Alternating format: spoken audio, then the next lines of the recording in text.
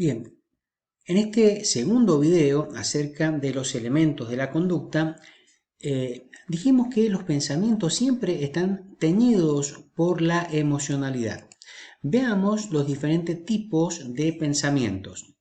Los pensamientos son altamente complejos y en muchos casos tan abstractos que encasillarlos en una categoría hermética supondría caer en un reduccionismo, pero podríamos aventajarnos en este elemento y hacer algún tipo de categorización, un poco jugar con un tipo de categorización, pero con ciertas limitaciones.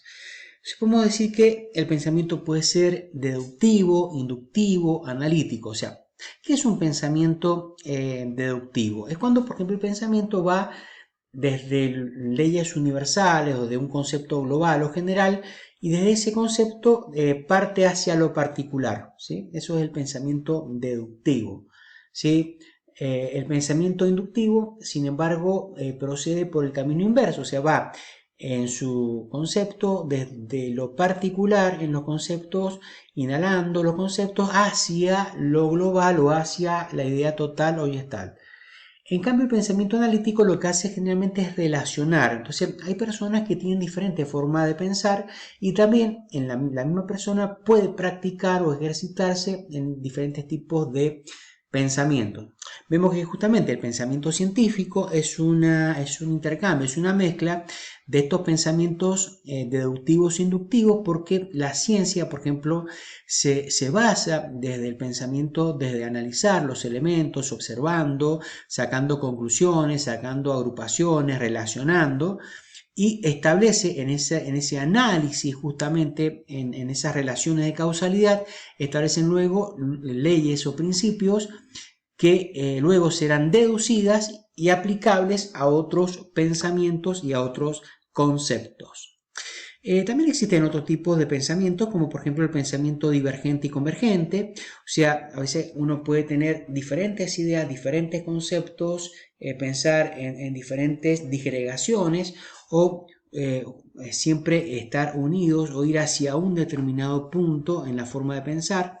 Puede existir un pensamiento creativo o lateral, como se llama, que despierta netamente la creatividad de la persona hacia diríamos, horizontes o fronteras realmente inexploradas. También existe un tipo de pensamiento mágico o infantil, como el de los niños, hasta metafórico, un pensamiento duro, un pensamiento suave, el pensamiento suave que no tiene en cuenta digamos, los límites, los marcos, que engloban las diferentes palabras, contextos. El pensamiento suave generalmente trascienden el contexto del marco frente al pensamiento duro, que generalmente encasilla, enmarca, encuadra, clasifica, ¿sí? Un pensamiento mucho más rígido. Y para terminar, nos vamos a detener en este pensamiento automático para decir que es importante porque está muy relacionado con la emocionalidad. El pensamiento automático, que es un pensamiento generalmente muy contundente, muy nítido, muy profundo, en el sentido de que es fugaz, pero muy nítido, ¿sí? Y que tiene una fuerza en las emociones y en el sentimiento en la persona que lleva a la acción y lleva a generar un estado emocional. ¿Sí? Por ejemplo, el pensar que no sirvo para nada, o sea, ese pensamiento irracional que tiene este tipo de características también, uno tiende a generalizarlo y pensar que a lo mejor por una tarea puntual la hizo mal, generalizar y que uno no sirve para ningún tipo de tareas o ningún tipo de funciones. Entonces, este tipo de pensamientos generalmente son destructivos, hay que detectarlos, analizarlos, atraparlos y dejarlos y desactivarlos para que no nos influyan en nuestra conducta.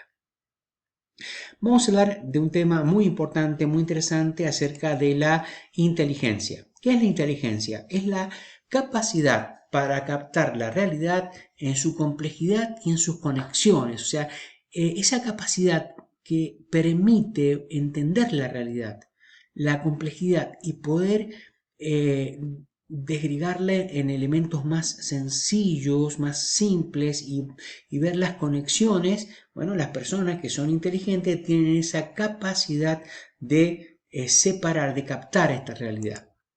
También podemos decir que la inteligencia es la capacidad de síntesis, o sea, la capacidad de recibir la información, que esto es el input, procesar esa información de una manera adecuada, dar respuestas eficaces que se ajustan a esa realidad, o sea, el output.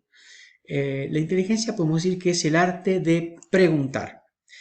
La inteligencia es la capacidad de síntesis, es la capacidad de distinguir lo accesorio de lo que es realmente fundamental. O sea, a veces una persona que no es muy inteligente en su manera de gestionar se va por los detalles, por los accesorios y deja de lado los aspectos fundamentales que hacen a la vida.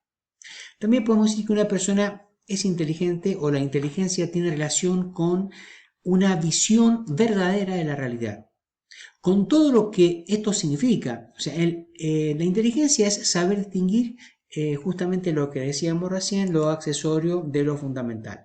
Allí en donde hay comprensión lógica o racional, allí hay una persona inteligente. Inteligencia es saber ensayar una solución adecuada a un problema concreto. En una palabra, diríamos, el libre juego de las facultades superiores para saber pensar, dirigiendo nuestra conducta de forma equilibrada, estando en la realidad. Dentro de esta cascada de conceptos de inteligencia que nos propone Enrique Rojas, podemos decir que la inteligencia implica saber utilizar los instrumentos de la razón de manera eficaz y productiva. Vamos a hablar de la voluntad para terminar, analizando los elementos que componen la conducta. La voluntad podemos decir que es la capacidad para hacer algo anticipando consecuencias. O sea, es una disposición interior para anunciar o renunciar, algo propio del hombre, tanto como la inteligencia y la afectividad. La voluntad es la determinación, firmeza en los propósitos, solidez en los objetivos y ánimo frente a las dificultades. El hombre con voluntad llega lejos en la vida y llega más lejos que el inteligente. Una persona muy inteligente, pero que no ha ido poniendo la voluntad en los objetivos previstos, antes o después se dirige hacia una travesía irregular, zigzagueante, hasta salirse de las líneas trazadas. En cambio, una persona con una inteligencia media, pero con una voluntad férrea, ordenada, constante, con disciplina y con autoexigencia, llega al destino trazado, aunque sea con poca brillantez. El hombre con poca voluntad está amenazado porque poco a poco se vuelve más frágil y a cualquier cosa, por pequeñeces que sean, lo hacen desviarse de este camino trazado. Se escabulle de la obligación para escoger lo que le apetece, lo que más le gusta en ese momento concreto, porque lo contrario le cuesta mucho. Exige querer otra cosa de uno mismo, pretender un mejor autodominio. Los perdedores y los triunfadores no se hacen de un día para otro. Los primeros lo consiguen tras muchos años de dejadez, abandono, desidia. En cambio, los triunfadores, por el contrario, después de una lucha consigo mismo, repleta de empujes, desvelos, repetidas obstinaciones, el que tiene la voluntad dispone de sí mismo porque ha sabido vencerse con el tiempo y superarse. La educación de la voluntad debe estar edificada sobre la alegría, que conducirá poco a poco a ser mejores. Pero no hay que confundir con hacer grandes gestas, cosas increíbles, ni renuncias extraordinarias. Para fortalecer la voluntad, lo mejor es seguir una política de pequeños vencimientos. Hacer las cosas sin gana, pero habiendo que esta es nuestra obligación, después llevar a cabo otras tareas que cuestan, porque sabemos que es bueno para nosotros y más tarde abordar aquello otro, aunque no apetezca, porque esa será la manera de irnos haciendo hombres íntegros. Finalmente, negarnos a aquel pequeño capricho para entrenarnos en el arte de ser más dueños de nosotros mismos. El momento en que más feliz se siente una persona es cuando hace lo que debe, lo oportuno y adecuado, aunque sea con esfuerzo. Entonces brota la satisfacción, el contento y el contento así consigo mismo por haberse vencido. Estos pequeños y continuos triunfos hacen fuerte al hombre y afianzan su voluntad.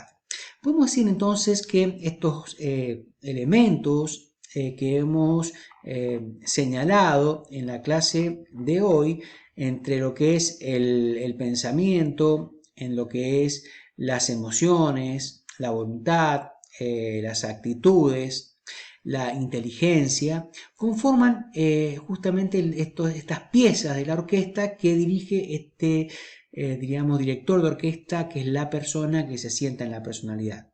Ahora bien, cada uno de estos elementos pueden ser, diríamos, tratados, entendidos, interpretados de diferente manera de acuerdo a la, diríamos, escuela de psicología que se entienda. Por ejemplo, no es lo mismo analizar la escuela del psicoanálisis, en donde va a entender, le va a dar una funcionalidad distinta a estos elementos, que por ejemplo la escuela del conductismo, del behaviorismo, del constructivismo o de la teoría de cognitivo. O sea, tenemos que pensar que el juego y el peso, la relevancia de estos elementos va a tener una preponderancia que va a ser distinta en cada una de las teorías del pensamiento en la psicología, y este va a ser un tema que vamos a abordar la próxima clase. Muy bien, esto es todo por hoy. Nos vemos en la próxima clase. Que Dios los bendiga.